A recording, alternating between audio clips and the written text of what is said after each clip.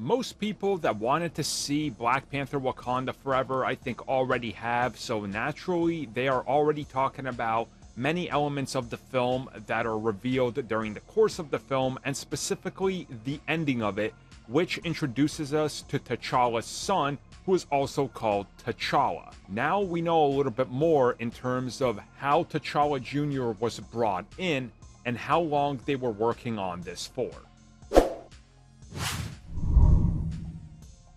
So this comes at us from an interview with Rolling Stone magazine, where one of the writers of Black Panther 2, Joe Robert Cole, was asked about introducing a young T'Challa and what exactly they were going for here, and when exactly this was brought into the script.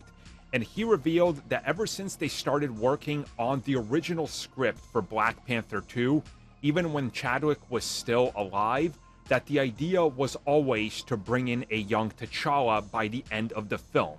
And he said that the child was always in the DNA of what they wanted to do, but at the end, they had to change the execution of it because of the circumstances surrounding it. He then reveals that originally they were going to be using somebody like the Queen, played by Angela Bassett, and it was going to be her going to Haiti and seeing the child. But then again, they kept changing around elements, the script kept changing, they kept adjusting, then there was the circumstances of who's going to stay alive, who's going to pass away, and by the time they figured out all the final details, they realized that this is how we need to handle this, because now, A, we know that the Queen is no longer here, B, we know who the new Black Panther is, that's been figured out in the script, and C, / the third one,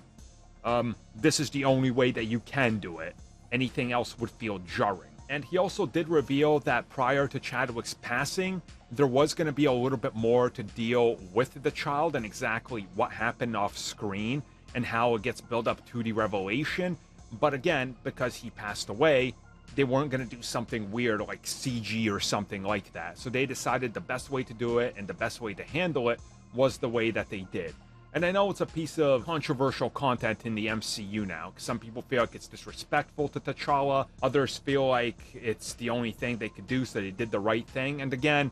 it was such a hard situation that you can tell even when they talk about it now, there's still some unease and things that they want to say that they possibly can't because of all the circumstances surrounding it. But it's good to know that at least that wasn't shoehorned in there, and per account, everybody said they were working on the first film, and even back then they had ideas of introducing a younger T'Challa somewhere in the future. So this was something that they always obviously wanted, but they had to do it much faster due to the circumstances.